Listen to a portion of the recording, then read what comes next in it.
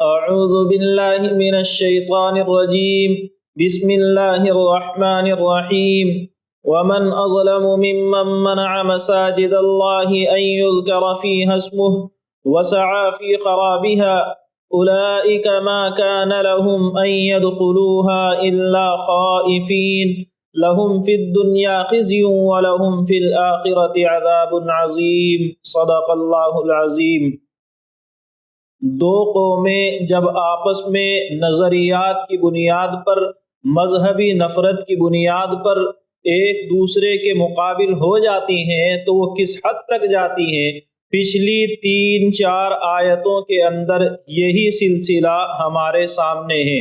یہود اور نصارہ کے حوالے سے اللہ تعالیٰ نے ذکر فرمایا کہ یہودی خود کے جنتی ہونے کے دعوے دار ہیں کہ صرف ہم جنت میں جائیں گے، نصارہ خود کے جنت کے دعوے دار ہیں کہ صرف ہم جنت میں جائیں گے، باقی ہمارے علاوہ کوئی نہیں جائے گا۔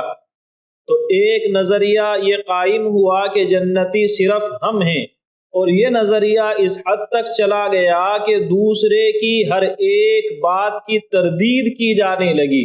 یہود نے کہا لیست النصارى علی شیء، ان کے پاس میں کچھ بھی نہیں ہے، جبکہ یہودی جانتے تھے تورات کے اندر بشارت موجود ہے کہ حضرت عیسیٰ علیہ السلام تشریف لانے والے ہیں، ان کو اللہ کی طرف سے نبی بنا کر کے بھیجا جائے گا، پھر بھی کہتے ہیں کہ ان کے پاس میں کوئی چیز نہیں ہے۔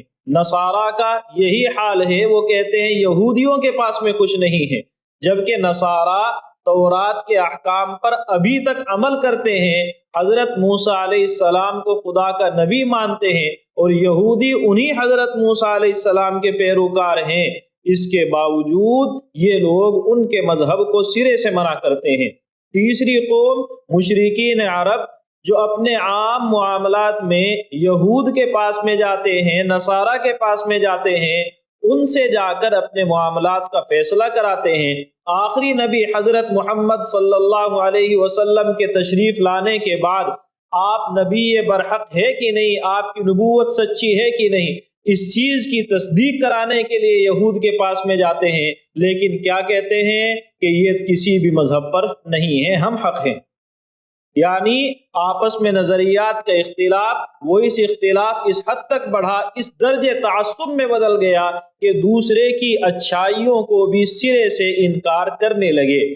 پھر تیسرا مرحلہ اس مذہبی منافرت کا، ایک دوسرے کے ساتھ دوری کا، یہ ہے کہ دوسروں کی عبادت گاہوں کا احترام دل سے ختم ہو جائے۔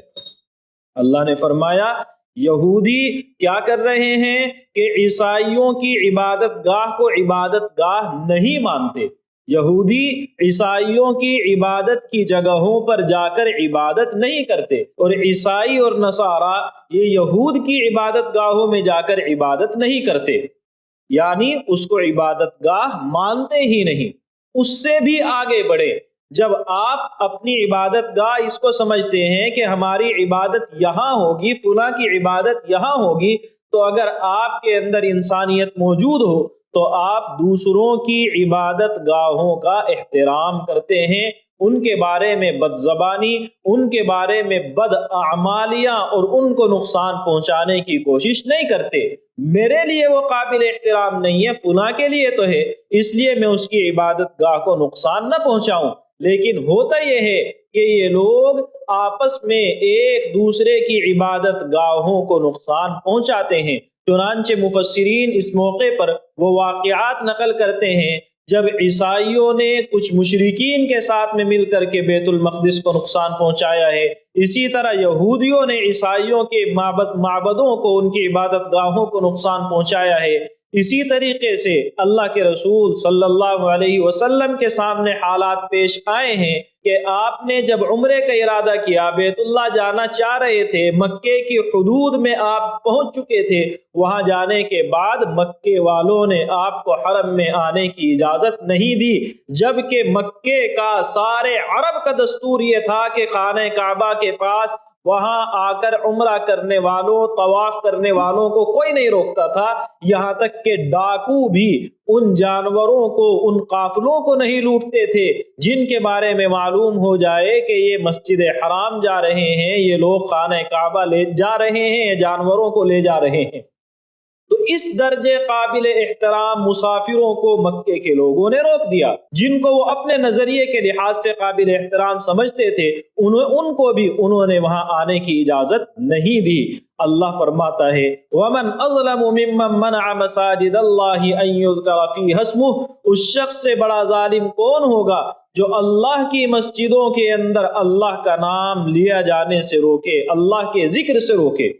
اللہ کی مسجدوں میں اللہ کا ذکر ہو، اللہ کی عبادت کی جائے، اس چیز سے رکاوٹ بنے، اس شخص سے بڑا ظالم کون ہے؟ وَسَعَى فِي خَرَابِهَا، اور ان مسجدوں کے اندر ویرانی کے اسباب پیدا کرے، ان مسجدوں کو ویران کرنے کا ماحول بنائیں۔ مسجدوں کی آباد کاری دو طرح سے ہوتی ہے، ایک اس کو باقاعدہ تعمیر کر کے، عمارت بنا کر کے، اور دوسری مسجد کی آبادی ہوتی ہے اس کے اندر عبادت کرنے والوں کے ذریعے سے، وہاں ہونے والی عبادتوں، وہاں ہونے والے اللہ کے ذکر و اذکار کے ذریعے سے۔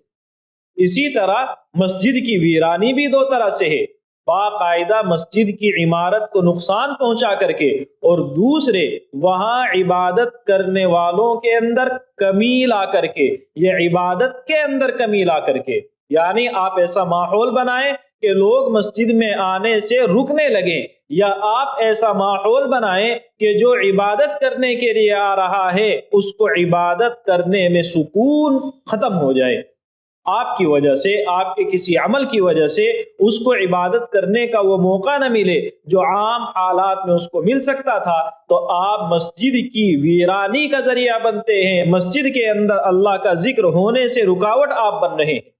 تو اللہ فرماتا ہے اس شخص سے بڑا ظالم کون ہوگا جو اللہ کی مسجدوں میں، ان الفاظ کے اندر آپ غور کریں، پہلا ہی لفظ کیا ہے؟ مساجد اللہ، اللہ کی مسجدیں ہیں۔ اللہ کی مسجدیں ہونے کا دو معنی، ایک یہ کہ ان کا مالک اللہ ہے، جب مسجد کو وقف کر دیا گیا اللہ کے نام پر، اب کسی انسان کی اجارہ داری، کسی انسان کی ملکیت ختم ہے، وہ مسجد پوری کی پوری اللہ کی ملکیت ہے، اللہ کے بندوں کو وہاں عبادت کرنے کا پورا حق ہے۔ دوسری چیز اللہ کی مسجدیں ہیں، آپ کسی چیز کو کسی آدمی سے جوڑیں، وہ آدمی بڑا ہو، قابل احترام ہو، تو اس چیز کی عزت بڑھتی ہے، تو مسجدیں اللہ کی ہیں، ان کا احترام ہمارے ذمہ ضروری ہے، اور احترام ہر مسجد کا ضروری ہے، چونکہ ہر مسجد اللہ کی مسجد ہے، بشرطے کہ وہ واقعتاً مسجد ہو۔ تو جب وہ مسجد اللہ کی ہے اس کا احترام کرنا ضروری ہے، اس کی بے حرمتی ہمارے لیے جائز نہیں ہے۔ ان احترام کے اندر بہت سارے کام ہیں، مثلا مسجد کے اندر شور و شغب نہیں ہونا ہے، مسجد کے اندر غیبت چغلیاں، مسجد کے اندر باتیں نہیں ہونی ہیں، لیکن اس طرح کے آداب آپ جانتے ہیں۔ ایک بڑا ادب جس کی طرف ہماری توجہ نہیں جاتی وہ یہ ہے کہ مسجدوں کے اندر انکم حلال لگنی چاہیے، مسجد کی تعمیر میں حرام کا پیسہ نہیں لگانا چاہیے، مسجد کی آبادی میں ہماری انکم کیسی ہے اس چیز کا بہت بڑا دخل ہے۔ آپ حرام کا پیسہ لگائیں گے، آج اس کا نقصان ظاہر ہو نہ ہو لیکن کل ہوگا، ضرور ہوگا۔ انسان کے بدن کے اندر اگر زہر چلا جائے، آج نقصان ظاہر ہو نہ ہو لیکن ضرور ہوتا ہے۔ اسی طرح حرام کی کمائی جس آدمی پر، جس گھر پر، جس عمارت پر لگے گی اس کے اندر اس کے اثرات آئیں گے۔ اس لیے مسجد کے ادب میں یہ چیز داخل ہے کہ آپ مسجد کے اندر حرام کا پیسہ نہ لگائیں۔ پھر مسجدیں سب کی سب محترم ہیں، ہر مسجد کا احترام ضروری ہے، جیسے مسجد حرام کا احترام ضروری ہے، اس کی بے حرمتی جائز نہیں ہے، اسی طریقے سے آپ کی محلے کی مسجد کا احترام ضروری ہے، اس کی بے حرمتی جائز نہیں ہے۔ ثواب کا فرق ہے، وہاں زیادہ ثواب ہے، یہاں اس درجے کا ثواب نہیں ہے، لیکن احترام اور بے حرمتی میں دونوں برابر ہیں۔ آپ اس مسجد کی بے حرمتی کریں گے، اللہ کے یہاں پکڑ آپ کی تب بھی ہوگی، اس مسجد کی بے حرمتی کریں گے، پکڑ تب بھی ہوگی۔ اس لیے اللہ کی مسجدیں ہیں، یذکر فیہا اسمہ، مسجدوں کا مقصد یہ ہے کہ ان کے اندر اللہ کا ذکر ہو، اللہ کی عبادتیں ہوں، ان کی آباد کاری کے لیے محنتیں ہوں۔ تو مسجد کے آداب میں یہ ہے کہ آپ مسجد کے اندر شور و شغب نہ کریں. مسجد کے آداب میں یہ ہے حلال کمائی کا آپ اس کے لیے انتظام کریں. مسجد کے ادب میں یہ ہے کہ آپ یہ دیکھ کر کے جائیں اولئک ما کان لهم ان يدخلوها الا خائفین. اللہ فرماتا ہے لوگوں کے لیے یہ حق نہیں پہنچتا کہ وہ اس کے اندر داخل ہو مگر خوف کی حالت میں. یہ آیت جب اپنے اصل حالات سے جوڑا جائے، مکے کے لوگوں نے جیسے خانہ کعبہ کے اندر بے حرمتی کی کوشش کی، اللہ کے رسول اور آپ کے صحابہ کو وہاں آنے سے منع کر دیا، تو ان لوگوں کے لیے آیت کے معنی یہ ہے کہ ایسا ماحول بنایا جائے اللہ کی مسجدوں کے اندر رکاوٹ ڈالنے والے کی ہمت نہ بڑھے کہ وہ مسجد کے اندر داخل بھی ہو سکے. جب آئے تو اس کو احساس ہو تو نے غلط کیا ہے، جب آئے تو اس کے احساس ہو کہ اللہ کے دربار میں جا رہا ہے. لیکن عام حالات میں آیت مجھے اور آپ کو متوجہ کرتی ہے مسجد کے اندر آؤ تو ایسے لاپرواہی کے ساتھ نہ آؤ جیسے عام جگہ پر جا رہے ہو. مسجد کے اندر آؤ دوڑتے ہوئے نہ آؤ، مسجد کے اندر غفلت کے ساتھ نہ آؤ، مسجد کے اندر تواضع کے ساتھ ایک محبت، ایک امید اور ایک خوف کی حالت میں داخل ہو. اللہ کے گھر میں جا رہے ہیں، ہمارا خدا ہے، محبت کا احساس ہو. اللہ کے گھر میں جا رہے ہیں، عظیم بادشاہ ہے، حساب لینے پر آ گیا تو معاملات مشکل ہوں گے، خوف بھی ہو. لیکن اللہ کریم ہے، اس کی ذات بڑی رحم کرنے والی ہے، اس لیے امید بھی ہو. جب آپ مسجد کے اندر آئے، اللہ کے رسول کی وہ حدیث آپ کو یاد ہونی چاہیے کہ جب اقامت کے لیے جائے مسجد کے اندر داخل ہو رہے ہوں تو تیزی کے ساتھ دوڑ کر کے نہیں آنا ہے، وقار کے ساتھ، اطمینان کے ساتھ میں آنا ہے. تو اسی لیے کہ آپ مسجد میں یعنی اللہ کے گھر میں آ رہے ہیں، ایک عظیم بادشاہ کے دربار میں آ رہے ہیں، تو لوگوں کے لیے یہ حق پہنچتا ہے کہ مسجد میں داخل ہوں تو پوری تواضع کے ساتھ، ادب کے ساتھ داخل ہوں. لہم فی الدنیا خزی ولہم فی الآخرۃ عذاب عظیم. وہ لوگ جو مسجد کی ویرانی کے لیے محنت کرتے ہیں، مسجد کی آباد کاری میں خلل ڈالتے ہیں، ان لوگوں کے لیے دنیا میں ذلت اور رسوائی ہے اور ان کے لیے آخرت میں بڑا عذاب ہے. غرض یہ ہے مسجدیں اللہ کا گھر ہیں، ان کا احترام ضروری ہے، اور اس احترام کے خاص طور سے دو تقاضے کہ اس کی آباد کاری کے لیے محنت کی جائے، اس کے اندر خراب اور ویرانی سے بچا جائے. آبادی یعنی مسجد کی تعمیر حلال کمائی کے ذریعے سے ہو، اور آبادی یعنی مسجد کے اندر اللہ کے ذکر کا ماحول ہو، اس کی کوشش کی جائے. اور ویرانی یعنی اس کی تعمیر کے اندر رکاوٹ نہ ڈالی جائے اور وہاں ذکر کرنے والوں کو تکلیف سے بچا جائے. پہلا حق. اور دوسرا حق، آداب مسجد کے آپ کے ذہن میں ہوں، ان آداب کی رعایت کے ساتھ آپ مسجد میں آئیں. اب اگر کوئی شخص مسجد کے اندر فتنے پھیلا کر کے، ماحول کو خراب کر کے نمازیوں کو متاثر کر رہا ہے تو ومن اظلم ممن منع مساجد اللہ، اس شخص سے بڑا ظالم کون ہے جو اللہ کی مسجدوں کے اندر نیک ماحول کے بجائے برا ماحول پیدا کرنے کی کوشش کرتا ہے. لہم فی الدنیا خزی، جو ایسا کرے گا ان کے لیے دنیا کے اندر اللہ رسوا کرے گا اور آخرت کے اندر بڑا عذاب اس پر مسلط ہوگا. حاصل یہ نکلا کہ جو شخص اللہ کے گھر کے اندر رکاوٹ ڈالے گا، اللہ کے گھر کے اندر اللہ کا ذکر ہونے میں خلل ڈالے گا، ماحول کو خراب کر کے، لوگوں کی ذہن سازی برے انداز میں کر کے، تو وہ شخص اللہ کی نظر میں سب سے بڑا ظالم ہے، اور اللہ دو عذاب دے گا، دنیا میں ذلیل کرے گا اور اللہ آخرت کے بڑے عذاب کے اندر گرفتار کرے گا. اللہ نے فرمایا وَلِلَّهِ الْمَشْرِقُ وَالْمَغْرِبُ فَأَيْنَمَا تُوَلُّوا فَثَمَّ وَجْهُ اللَّهِ إِنَّ اللَّهَ وَاسِعٌ عَلِيمٌ. اللہ ہی کے لیے ہے مشرق اور مغرب، جدھر بھی تم رخ کر لو گے ادھر ہی اللہ کی ذات ہے. یہ بھی در حقیقت اسی سلسلے کی کڑی ہے. یہ لوگ جو ایک دوسرے کے عبادت گاہوں کا احترام نہیں کرتے ہیں، یہ ایک دوسرے کی عبادت گاہ کو اپنے لیے عبادت کے لائق جگہ نہیں سمجھتے ہیں، یہ ایک دوسرے کے قبلے کو اپنا قبلہ نہیں سمجھتے ہیں. عیسائیوں کے لیے جانب مشرق قبلہ ہے اور یہود کے لیے القبۃ الصخرہ یہ قبلہ ہے، لیکن دونوں مانتے یہی ہیں کہ مسجد اقصی ہمارا قبلہ ہے، اس فرق کے ساتھ ایک نے کونے کو پکڑ لیا، دوسرے نے ایک کونے کو پکڑ لیا. اسی طریقے سے جب اللہ کے رسول صلی اللہ علیہ وسلم مدینہ منورہ تشریف لائے تو آپ نے 16-17 مہینے تک بیت المقدس کی طرف رخ کر کے نماز پڑھی. اس کے بعد آپ نے خانہ کعبہ کی طرف رخ کر کے نماز پڑھنا شروع کی تو ان لوگوں نے شور مچایا. کیسا نبی ہے جو کبھی مسجد اقصیٰ کی طرف رخ کر کے نماز پڑھتا ہے، کبھی بیت اللہ کی طرف رخ کر کے نماز پڑھتا ہے؟ کیسا اس کا اللہ ہے؟ کس اللہ کو یہ مانتا ہے جس اللہ کو یہی پتہ نہیں ہے کہ کام کون سا صحیح ہے؟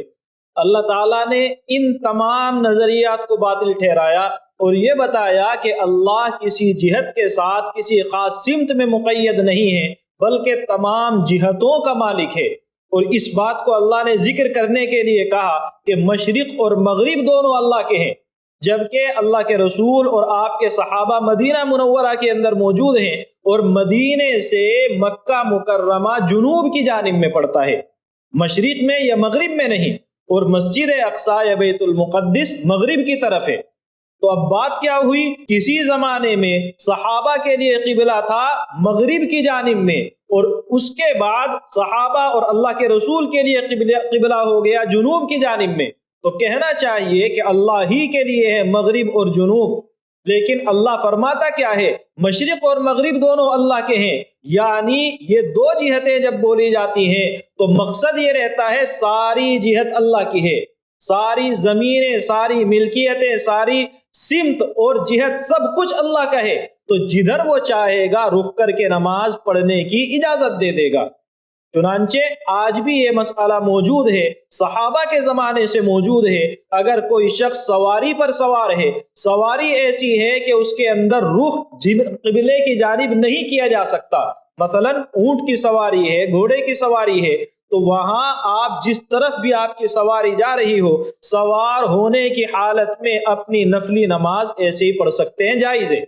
البتہ آپ ریل گاڑی کے اندر ہے یا اپنی سواری آپ کے پاس ایسی ہے کہ اس میں قبلے کی جانب کی آپ رعایت کر سکتے ہیں، اب آپ کے لیے رعایت کرنا ضروری ہے. اس میں بھی فقہا نے کہا کہ آپ کی ٹرین جس طرف چل رہی تھی، آپ نے شروع میں اس کے لحاظ سے قبلے کی رعایت کر لی، بعد میں ٹرین کا رخ مڑ گیا، اب آپ کے لیے گھومنا ممکن نہیں ہے، تو جدھر رخ ہے ادھر ہی رخ کر کے نماز پڑھیں. اسی طرح فقہا نے کہا کہ آپ کسی جگہ پر ہے، اندھیری رات ہے، کچھ بھی نظر نہیں آ رہا ہے، آپ نے ایک اندازہ کیا، اس اندازے سے آپ نے رک کر کے ایک طرف نماز پڑھ لی، بعد میں پتہ چلا کہ قبلہ تو ادھر نہیں ہے ادھر ہے، اب آپ کی نماز ہو گئی ہے. اسی طریقے سے آپ کسی ایسے چٹیل میدان میں یا کسی ایسی آبادی میں ہیں جہاں کوئی قبلہ بتانے والا نہیں ہے، دن نکلا ہوا ہے، آپ کے پاس کوئی ایسا آلہ نہیں ہے کہ آپ قبلہ معلوم کر سکے، دور دور تک کوئی مسجد بھی نہیں ہے، آپ غور کریں گے کدھر بھی رخ کر کے نماز پڑھ لیں گے جدھر آپ کا دل مطمئن ہو. آپ نے نماز پڑھ لی، بعد میں پتہ چلا غلط جہت آپ نے نماز پڑھی، آپ کی نماز ہو گئی. یہ ساری صورتیں بتاتی ہیں کسی ایک خاص جہت کی طرف رخ کرنا نماز میں ضروری نہیں ہے، جدھر بھی آپ رخ کریں گے اللہ موجود ہے. البتہ جانتے بوجھتے ہوئے آپ قبلے کی مخالفت کریں گے نماز نہیں ہوگی. ایسا کیوں؟ کیا ابھی جاننے کے وقت میں اللہ ایک طرف ہے، یا اس لیے کہ مسلمان کسی ایک جہت کی عبادت کرتے ہیں؟ بالکل بھی نہیں. بات یہ ہے کہ اگر ہر آدمی اپنے لحاظ سے کسی طرف رخ کر کے نماز پڑھے گا تو میری ظاہری حیت اس طرف کو رخ کر کے ہے، دوسرے کی ادھر کو ہے، تیسرے کی ادھر کو ہے، چوتھے کی ادھر کو ہے، پانچویں نے کسی اور طرف رخ کر رکھا ہے. جب یہ ساری صورتیں سامنے آئیں گی تو ظاہری حالت بالکل ایک دوسرے سے مختلف اور ظاہر کا اثر باطن پر پڑتا ہے، یعنی یہ چیز ہماری فکری اختلاف اور انتشار کا ذریعہ بنے گی، فکروں کے اندر اتحاد نہیں ہوگا. اس لیے ساری امت مسلمہ کو، چاہے دنیا کے کسی بھی خطے میں وہ رہتے ہوں، سب کو حکم ہے کہ قبلے کی طرف رخ کر کے نماز پڑھو. تو جانب قبلہ میں قبلے کی طرف رخ کر کے نماز پڑھنے میں یہ ایک بہت بڑا فائدہ ہے جس کے پیش نظر ہمیں یہ حکم دیا جاتا ہے، ورنہ اللہ کسی جہت میں نہیں ہے اور نہ وہ اپنے بندوں کو کسی جہت کے پابند کرنے کا محتاج ہے. اللہ نے فرمایا وَلِلَّهِ الْمَشْرِقُ وَالْمَغْرِبُ، اللہ ہی کے لیے ہے مشرق اور مغرب، تو جدھر بھی تم رخ کر لو گے ادھر ہی اللہ کی ذات موجود ہے. اس میں صحابہ کے لیے بھی تسلی ہے. آپ نے اب سے پہلے بیت المقدس کی طرف رخ کر کے نماز پڑھی ہے، یہ لوگ آپ کے اوپر اعتراض کر رہے ہیں، پریشان نہ ہو، ہمارے حکم سے تھی، ہمارا حکم آپ نے فالو کیا، اللہ کے یہاں قبول ہے. اب مسجد اقصیٰ سے ہٹ کر خانہ کعبہ کی طرف رخ کر کے نماز پڑھ رہے ہو، ابھی بھی ہمارے یہاں قبول ہے، تو جدھر بھی رخ کر لو اللہ کی ذات موجود ہے۔ بلا شبہ اللہ تعالیٰ بڑی وسعت والا اور بڑے علم والا ہے۔ غرض آج کی جو آیتیں ہم نے پڑھی ہیں وہ آیتیں ہمیں بتا رہی ہیں کسی ایک چیز کی بنیاد پر کسی سے اس درجے میں تعصب کرنا کہ آپ اس کی عبادت گاہوں کا احترام نہ کریں، آپ بدترین مجرم ہیں۔ اپنی عبادت گاہ کے اندر شور و شغب کرنا یا اپنی عبادت گاہ کے اندر لاپرواہی کے ساتھ گھومنا پھرنا یا ایسے ڈھنگ سے آنا جیسے آپ کسی پارک کے اندر ٹہل رہے ہوں، یہ آپ کی خود کی مسجد، آپ کی خود کی عبادت گاہ کے احترام کے خلاف ہے۔ اسی طرح اپنی عبادت گاہ کے اندر ایسا ماحول بنانا کہ لوگوں کی نماز کے اندر خلل پڑے، لوگ آپ کی مسجدوں میں آنے سے دور جانے لگے، یہ اللہ کے یہاں بدترین جرم ہے۔ اسی طریقے سے ایک مسئلہ فقہا اور ذکر کرتے ہیں، آپ کے پاس ایک آدمی نماز پڑھ رہا ہے، آپ اسی کے پاس میں بیٹھ کر تلاوت کر رہے ہیں، آپ کے لیے آہستہ آواز میں تلاوت کرنا ممکن ہے، اس آدمی کی نماز میں خلل نہیں پڑے گا، اس کے باوجود آپ بلند آواز سے تلاوت کرتے ہیں، آپ کے لیے بلند آواز سے تلاوت کرنا جائز نہیں ہے۔ کیوں جائز نہیں ہے؟ آپ اس کی عبادت میں خلل ڈال رہے ہیں۔ البتہ جب کوئی آدمی مسجد میں نہیں ہے یا عام طور سے اس وقت میں مسجد میں نمازی نہیں ہوتے ہیں، آپ بلند آواز سے تلاوت کریں، آپ کے لیے جائز ہے۔ اللہ تعالیٰ یہ باتیں مجھے بھی آپ کو بھی سمجھنے کی، ان کی قدر کرنے کی اور عمل کرنے کی توفیق عطا فرمائے۔ وآخر دعوانا ان الحمد للہ رب العالمین۔